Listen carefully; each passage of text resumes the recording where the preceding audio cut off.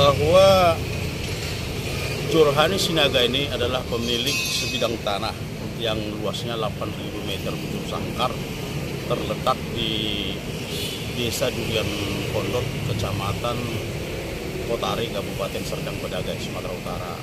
Jadi bahwa beliau sudah menguasai tanah ini ya sejak tahun 1971 atau boleh dikatakan hampir 52 tahun. 52 tahun, kalau di 2004 dia hampir 53 tahun. Dan tanpa ada perselisihan sengketa. Memang tanah ini diperolehnya dari warisan keluarga. Itu dari almarhum kedua orang tuanya yang sudah meninggal. Dan kemudian pada tahun 2022 pada tanggal 19 April dia dipanggil oleh Camat Kotari untuk dilakukan sidang mediasi atas laporan Tombang Simangunsong CV pimpinan CV Mitra Kuring. Jadi pada saat itu dia ketahui bahwa katanya tanahnya sudah dijual. Yang jual dia sendiri katanya kepada CV Mitra Kuring bersama Jadiman Sinaga. Jadiman Sinaga ini adalah abangnya kandung dan juga sebagai kepala desa. Nah, dia kaget dan dia menyatakan di dalam pertemuan itu dia tidak pernah menjual tanah tersebut dan kemudian tidak pernah menandatangani surat-surat mengenai jual beli tanah karena dia tidak pernah menjual tanah. Artinya ada dugaan tanda tangan palsu, Bang? Iya, di situ dia berangkat dari situ, maka dia sudah menduga ini adalah ada merupakan rekayasa atau tanda tangan palsu. Jadi kemudian bukan sampai hanya di situ, dia dilaporkan ke Polres Serdang Bedagai tentang penyerobotan tanah.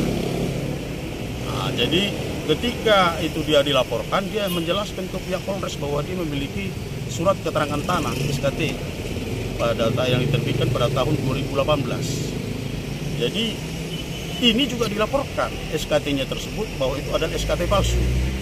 Baik, jadi dasar atau legalitas daripada perusahaan tadi melaporkan adalah surat ganti rugi tanah pada tanggal 14 Juni tahun 2004 yang katanya dia menjual tanah tersebut. Padahal diakui bahwa dia tidak pernah bertemu sama sekali dengan Tombang Simangunsong. Dia resmilah melaporkan kepada pihak kepolisian Sumatera Utara tentang tanda tangan palsu tersebut karena sudah ada upaya atau menggunakan surat tersebut dengan melaporkannya kepada camat, melaporkannya juga kepada kepala ke Polres. Sejauh ini laporannya gimana, Bang? Jadi laporan saat ini, laporan di Polda telah diterima di Polda. Laporan tersebut sudah tahap kepada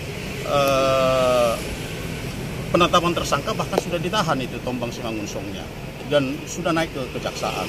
Tapi jaksa di sini sampai 2 kali mengeluarkan surat petunjuk P19. Padahal aturan hukum itu tidak bisa surat petunjuk itu sampai 2 kali. Surat petunjuk itu hanya boleh diberikan 1 kali. Jadi ini ada petunjuk pertama pada tahun pada tahun 2023 pada bulan Juni dan surat petunjuk pada bulan Desember tahun 2023 juga Desember yang menyatakan berbeda petunjuk itu. Jadi petunjuk itu kan harus 1, tidak bisa 2. Ini sudah 3 kali berkas dinaikkan oleh penyidik Polda, 3 kali juga dikembalikan dan petunjuk dilakukan sampai 2 kali. Dan ini yang kita lihat bahwa ini telah merugikan daripada Jorhani Sinaga tersebut, yaitu tidak ada lagi kepastian hukum dan sudah dikembalikan lagi berkas, berarti ini kembali lagi kepada pihak penyidik. Jadi pra penuntutan itu tidak pernah ada. Ini yang menjadi keberatannya, ini harus diuji di pengadilan benar atau tidak ini. Jadi kalau kita menilai bahwa ini adalah perbuatan melawan hukum, berarti ada yang dilanggar daripada pengembalian berkas ataupun petunjuk-petunjuk yang diberikan oleh pihak jaksa tadi. Yaitu yang dilanggar bahwa menurut dari peraturan Kejaksaan Agung juga menyatakan bahwa petunjuk itu harus memiliki atau menguatkan dugaan daripada tindak pidana yang sudah dirangkum oleh pihak penyidik, yaitu ini adalah masalah pemalsuan. Tapi petunjuk yang terakhir bulan Desember tahun 2023 yang dibuat oleh jaksa mengarahkan kepada keperdataan, yaitu mengenai pemeriksaan atau penyitaan surat keterangan tanah milik si pelapor. Padahal ini penyitaan itu harus memenuhi mekanisme, yaitu harus ada dari pihak pengadilan, harus ada izin daripada pengadilan.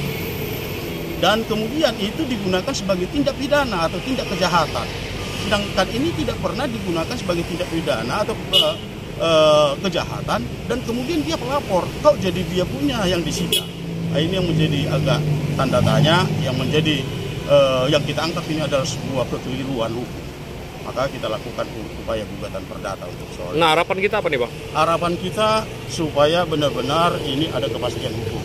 Ada kemanfaatan hukum karena dia adalah petani miskin, ada kemanfaatan hukum kepada dia. Dan betul-betul ini harus ada berkepastian hukum. Download Tribun X sekarang. Menghadirkan lokal menjadi Indonesia.